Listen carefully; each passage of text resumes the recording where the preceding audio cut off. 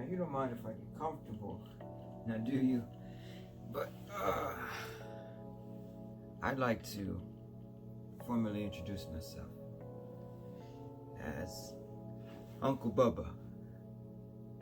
Nice to meet you. But Uncle Bubba has an idea. And my idea is to leave stories to my nieces and nephews.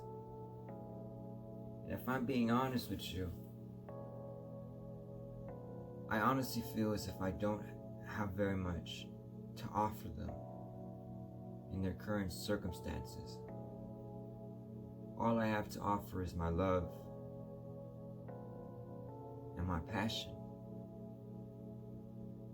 And I love my nieces and nephews more than I love myself. So I want to leave them with a strong example of what it means to follow your dreams. And to start something, even though it may be small and confusing now, to start something and watch it grow. Or at least give it a chance to grow. So that's what I want to do with this platform.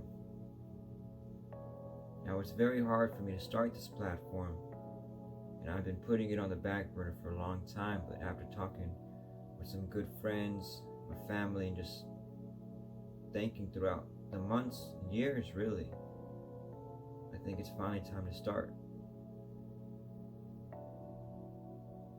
So I'm gonna leave you with these stories. And I'm gonna leave you with a strong example of what it means to follow your dreams. So we're gonna get into the first story now. This one is called Codename Kid Next Door.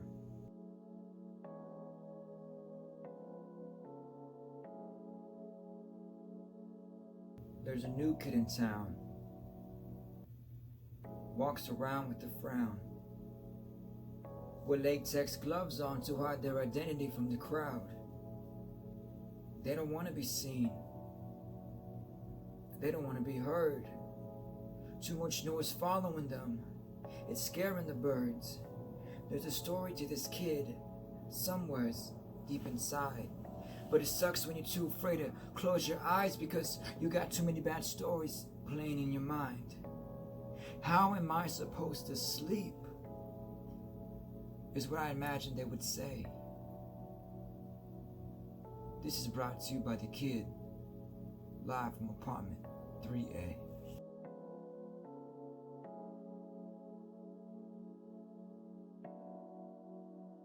One day while walking the streets, their identity is revealed.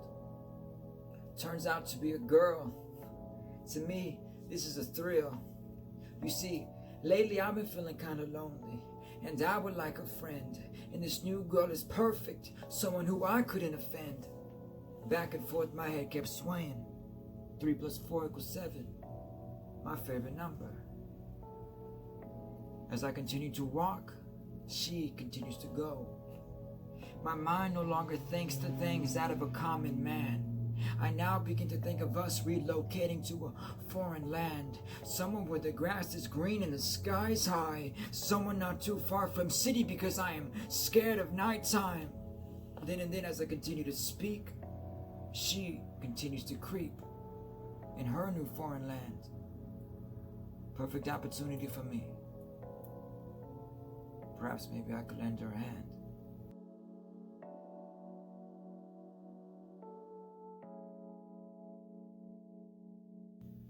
As I walk forward, I begin to hesitate. Caught a glimpse of myself and my reflection, and my body begins to illuminate. Every insult I've ever been told starts to become true. I'm an acne-faced freak with enough oil to fuel McDonald's for a week. So much B.O. I leave girls in a TKO. I cannot flow. So ugly I leave everyone in the world wondering, whoa. My knees begin to shiver and shake. I wouldn't be surprised if someone mistaked me for a mind portraying an earthquake. My inhaler's what I take. Dry scalp, cause for flakes. I am not ready for this. What am I thinking? My clothes become too tight. I am shrinking. I am drinking water, but it doesn't clear my sinuses. I am denying this, but it stays fact. Other guys' wallets stay packed. Now, why would anyone want me?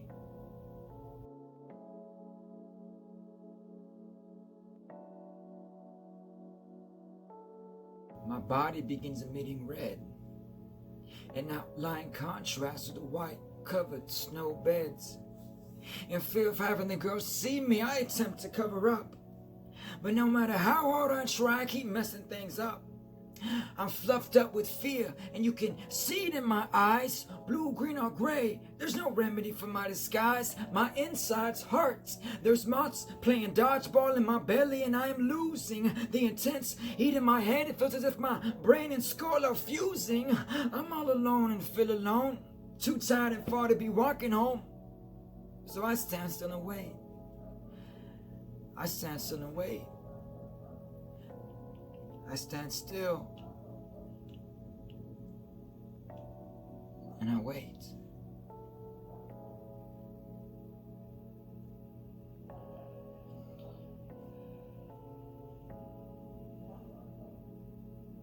I stand still and wait for a moment in time in which the creature in mind becomes more than a figment of mine, in which I can freely sigh, but I can't breathe right now. I can't even catch my breath. Not to mention it would be impossible for me to take even a single step. You see, my feet are glued to my soles, and my soles are glued to the floor.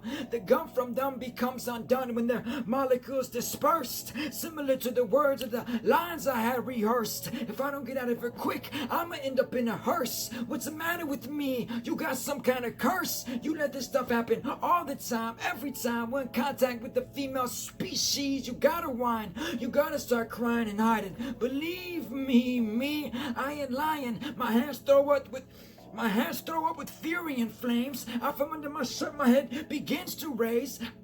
With disgust with myself, my head jerks back, almost as something wanted to escape. Not even me wants to be with me. Oh, the distaste. My body goes from a crouch into a standing up straight position, but only with the rapid fire quickness that locks me into submission. That if any bystander would to see, they would believe the disease lives in me, and they would quickly grieve. But not before it turns to scorn, and with the rose of kindness I'm quickly pricked by a thorn. Fear fills my voice. It's only a matter of time before someone were to see. So in a last effort of grace, I look up to the heavens, my hands in place. Quickly I make haste. Oh God, don't let no one see me. Not like this. I quietly close my eyes.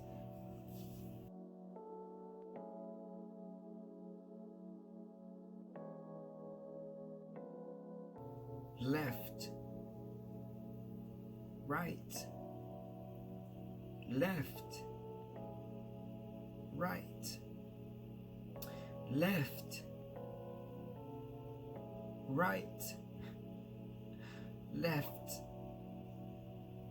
right.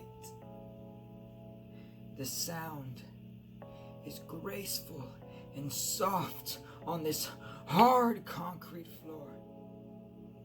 I can only hear gentle whispers as the air asks for forgiveness, as it excuses itself, allowing her feet to pass. I hear her arms through the air. They dance through it. She is prepared. Through a swift yet forceful grasp, her hand has reached me at last. Suddenly I begin to feel. What feeling is this? This question is real. She heals my lungs with the heart pressed to my chest. Inhale, she demands my lungs fill at last. With my newfound breath, I whisper to her. I deal with pain unlike any other every single day. I feel like everyone around me gave up on me. Games I do not play, she says. Well, I'm here now, so do not worry. She steals my hands from my pocket. She says quickly, I'm off in a hurry. And an abrupt ending. We're off.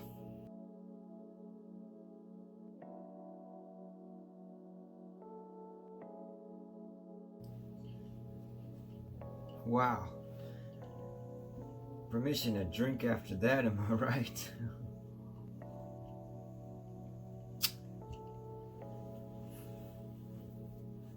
Now, I'm the type of person that whenever I come up with an idea, I always try and think 100 steps ahead.